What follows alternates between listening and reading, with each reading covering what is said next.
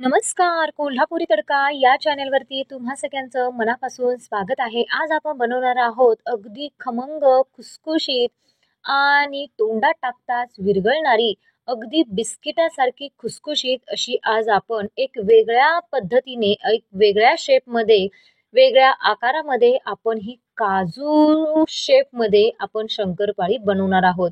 काजू शेप शंकरपाळी अशी जर दिसली तर लहान मुले अगदी आवडीनं खातील आणि दिसायलाही अतिशय सुंदर दिसेल. चला तर अशी ही खुसखुशीत आणि अगदी वेगळ्या आकारामध्ये आपण ही काजू शंकरपाळी कशी बनवायची हे आज या चॅनेलवरती पाहणार आहोत. शंकरपाळी म्हटलं की ती अजिबात तेल ओढू नये किंवा डब्यामध्ये आपण जेव्हा ठेवतो तेव्हा ते तेलकट होऊ नये, त्यासाठी योग्य प्रमाण असणं हे फार गरजेचं आहे. चला तर तुम्हाला अशी ही मी खुसखुशीत शंकरपाळी काजू शेपमध्ये कशी बनवायची ते सांगणार आहे. चला तर रेसिपीला सुरुवात करूया. त्यासाठी मी इथं गॅसवरती एक भांडं ठेवलेलं आहे आणि त्यामध्ये मी दूध टाकणार आहे 1 वाटी. 1 वाटी दूध म्हणजे हे 125 ग्रॅम दूध आहे. आता त्यानंतर आपण इथं तूप घेणार आहोत. तूप देखील 125 ग्रॅम आहे. ते देखील 1 वाटी आहे. आणि त्यानंतर आपण इथं घेणार आहोत ते म्हणजे साखर, आणि साखर कमी जास्त आपण करू शकतो. मी थोडीशी म्हणजे 130 ग्रॅम इथं साखर घेतलेली आहे. थोडीशी जरा जास्त घेतलेली आहे. तुम्ही समप्रमाणात तिन्ही घेऊ शकता किंवा थोडंसं कमी करू शकता. जर जास्त गोड पाहिजे असेल तर तुम्ही आणखीन थोडीशी साखर वाढवू शकता किंवा कमी देखील करू शकता. चला तर काय करायचं, हे गॅस आपण चालू करायचं आहे आणि थोडंसं ह्याला फक्त साखर विरघळेपर्यंत ठेवायचं आहे. आता आपण गॅस बंद केलेला आहे. आता एक भांडं घेऊन आपण या भांड्यामध्ये ही सगळी जी काही मिश्रण आहे दुधाचं, तुपाचं आणि दुधाचं, हे सगळं मिश्रण यामध्ये ओतून द्यायचं आणि थोडंसं ह्याला थंड करून घ्यायचं. फक्त आपण इथं गरम करून घेतलेलं आहे हे मिश्रण. चला त्यामध्ये थोडंसं चवीपुरतं मीठ टाकायचं, कारण गोडाच्या पदार्थामध्ये थोडंसं मीठ टाकलं की त्याची पदार्थाची टेस्ट आणखीनच वाढते. चला तर आता हे आपण मिश्रण थोडंसं थंड करून घेऊया. आता बघा इथं थोडं थोडं हलवून घ्यायचं चमचानं, म्हणजे लगेचच ते थंड होऊन जातं. आता लगेचच आपण थंड झाल्यानंतरच यामध्ये आपण पीठ ॲड करणार आहोत. लक्षात ठेवा, इथं मी सगळं जे प्रमाण आहे ते समप्रमाणात घेतलं तर अतिशय खुसखुशीत अशी शंकरपाळी होते. प्रमाण तुम्ही लक्षात ठेवा. चला तर आता इथं आपण एक एक वाटी आपण यामध्ये मैदा मिक्स करणार आहोत. आता मैदा मिक्स करताना एकदम ओतायचा नाही. इथं काय करायचं, आपण मैदा थोडा थोडा ओतायचा आहे. आता 2 वाटी ओतलेला आहे, तिसरी वाटी ओतणार आहे. म्हणजे असं करून मी इथं या ज्या मिश्रणामध्ये मी बरोबर 4 वाट्या मी इथं मैदा वापरलेला आहे. 4 वाट्या म्हणजे बरोबर इथं 500 ग्रॅम हा मैदा मला लागलेला आहे. जेवढं मी प्रमाण घेतलेलं आहे एक एक वाटीचं, ते त्या वाटीमध्ये अगदी आपल्याला इथं अर्धा किलो प्रमाणामध्ये आपल्याला इथं मैदा लागू शकतो. चला तर आता अगदी हलक्या हाताने हे पीठ मळून घ्यायचं आहे. अगदी चपातीला जसं आपण मळतो तसं जास्त दाब देऊन मळायचं नाही. अगदी हलक्या हाताने हे पीठ मळून घ्यायचं आहे. मी जास्त घट्ट ठेवलेलं नाही. थोडंसं मी याला चपातीपेक्षा अगदी थोडंसं आपण याला घट्टसर पीठ बनवायचं आहे. बघा, मी जास्त घट्ट इथं पीठ बनवलेलं नाही. अगदी मऊ असं, म्हणजे चपातीपेक्षा थोडंसं घट्टसर पीठ मळून घेतलेलं आहे. त्याच्यावरती एक झाकण ठेवायचं आणि ठेवून द्यायचं. 5 मिनिटासाठी ठेवायचं आहे आणि 5 मिनिटानंतर उघडायचं आहे. जास्त वेळ ठेवायचं नाही, कारण त्यामध्ये आपण तूप टाकलेलं आहे, त्यामुळे जास्त वेळ ठेवायचं नाही. आता त्यातला एक गोळा काढून ठेवायचा, बाकीचा आपण तो झाकून ठेवायचा आहे. पीठ वाळू द्यायचं नाही. ते झाकून ठेवून आपण एक गोळा काढून घ्यायचा आणि काय करायचं, एक पोलपाट घ्यायचं आणि त्या पोलपाटावरती किंवा कशावरतीही तुम्ही हे लाटून घेऊ शकता. बघा, मी थोडंसं ह्यामध्ये काय केलेलं आहे, पीठ थोडंसं मऊ मळलेलं आहे, त्यामुळं क्रॅक जाण्याची काही शक्यता नाही. बघा, तुम्ही इथं पाहू शकता अगदी मऊ असं पीठ आपलं हे भिजलेलं आहे आणि आता त्यानंतर आपण लाटून घेणार आहोत. थोडे थोडे क्रॅक जाऊ शकतात. चला तर आता हे असे गोल अशा आकारामध्ये आपण ही चपातीसारखं आपण इथं पूर्ण लाटून घेणार आहोत. थोडंसं आपल्याला ही जाडसर ठेवायची आहे, कारण आपण शंकरपाळी जी बनवतो त्याच पद्धतीनं ही सगळी प्रोसिजर करायची आहे.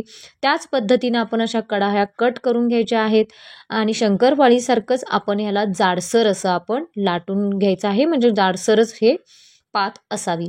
चला तर आता ह्या कडा आपण अशा ह्या कट करून घेतलेल्या आहेत. आता जे मी तुम्हाला दाखवणार आहे ते म्हणजे मेन आहे. आता बघा इथं मी एक चमचा घेतलेला आहे. हा जो चमचा आहे हा गोल शेपमध्ये चमचा आहे. आता तुम्ही इथं पाहू शकता, आपण इथं जेव्हा आपण इथं मी व्हिडिओमध्ये जसं दाखवते त्याच पद्धतीनं आपण हा आकार कट करायचा आहे. बघा तुम्ही पाहू शकता व्हिडिओमध्ये. बघा हा चमचा जो आहे तो चमचा फक्त 75% त्या आपल्या पिठामध्ये म्हणजे जो गोळा मळून घेतलेला आहे त्या गोळ्यामध्ये असा प्रेस झाला पाहिजे. तुम्ही पाहू शकता आणि 25% बाजूला राहिला पाहिजे चमचा, आणि या पद्धतीने असा हा शेप आपण करून घ्यायचा आहे. तुम्ही पाहू शकता अतिशय सुंदर असा हा शेप आलेला आहे. अगदी काजू जसा असतो तसा शेप इथं आलेला आहे. तुम्ही पाहू शकता.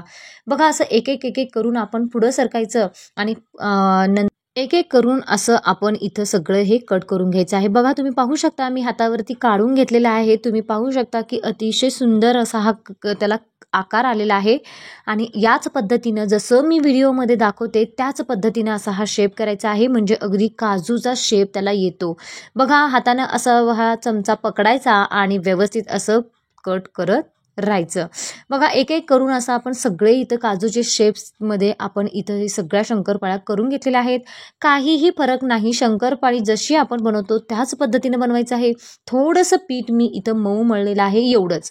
बाकी का आहे ती प्रोसिजर सेम शंकरपाळीसारखीच आहे, फक्त शेप तेवढा इथं आपण बदललेला आहे.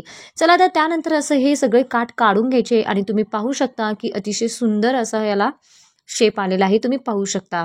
चला तर तुम्हाला आणखीन एक मी इथं एक स्टेप दाखवते, ती म्हणजे अगदी सोपी. जसं आपण पहिल्यांदा एक लाईन आपण इथं काजूमध्ये शेपमध्ये कट करून घेतली, तसंच आपण असाच गोल गोल आकार काढत जायचा आहे. बघा इथं मी पाहू शकतो ही तर स्टेप जी आहे ती अतिशय इझी आहे, म्हणजे लगेचच होऊ शकते.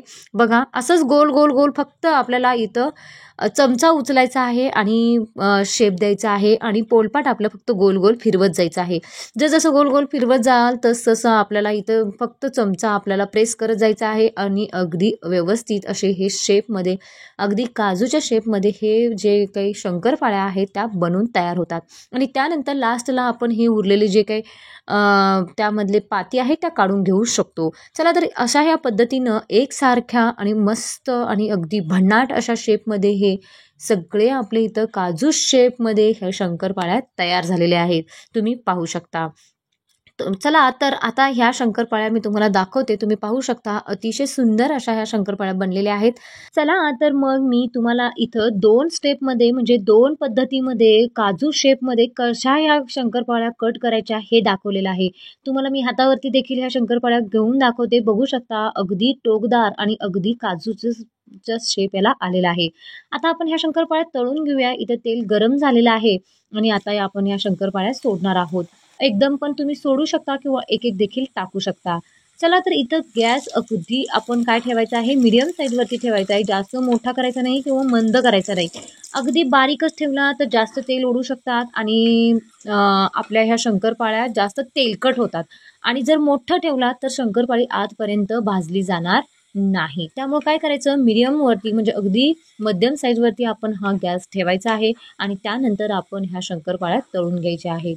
बघा तळताना देखील तुम्ही पाहू शकता लगेचच त्याच्यामध्ये आपण झारं टाकून आपण लगेचच हलवत राहायचं नाही, कारण लगेचच टाकलं तर ते शंकरपाळ्या म्हणजे सगळ्या तेलामध्ये मोडतात. त्यामुळे काय करायचं, अगदी शिस्तीत थोडं थोडं थोडं आपण त्याला तेल हलवायचं आहे आणि तेल हलवत हलवत आपण ह्या शंकरपाळ्या तळून घ्यायच्या आहेत. इथं तुम्ही चमच्याचा वापर करू शकता, कारण झाऱ्याऐवजी चमच्यानं जर हलवलं तर अतिशय व्यवस्थित अशा ह्या शंकरपाळ्या तळल्या जातात.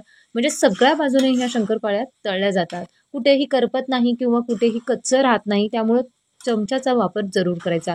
चला तर आता इथं आपण अशा करून सगळ्या ह्या इथं आपण शंकरपाळ्या तळून घ्यायच्या आहे. तुम्ही पाहू शकता अतिशय भन्नाट असा कलर पण येतो आणि त्यानंतर आपण ह्या शंकरपाळ्या आता काढून घ्यायच्या आहेत. तुम्हाला दुसऱ्या स्टेपमध्ये पण तुम्हाला मी इथं शंकरपाळ्या तळून दाखवते. तुम्ही पाहू शकता आपण इथे सगळ्या शंकरपाळ्या काय करायच्या आहेत, तळून घ्यायच्या आहेत.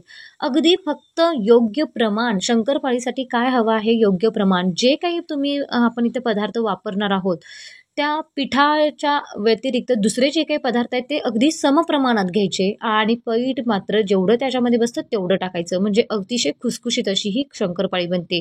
चला तर इथे सगळ्या शंकरपाळ्या तळून झालेल्या आहेत. तुम्हाला एक मी शंकरपाळी इथं फोडून दाखवते. तुम्ही पाहू शकता अगदी बिस्किटासारखी खुसखुशीत आणि भरपूर लेयर्स देखील याला आलेले आहेत. तुम्ही पाहू शकता. बघा अगदी खुसखुशीत अशी बनलेली आहे आणि भरपूर अशा लेयर्स पण सुटलेल्या आहेत. तुम्ही पाहू शकता. आता अशा या पद्धतीमधल्या आणि भरपूर अशा लेयर्सवाल्या बिस्किटासारख्या काजू शेपमधल्या अशा ह्या शंकरपाळ्या जरूर बनवा आणि मला कमेंट करून नक्की सांगा.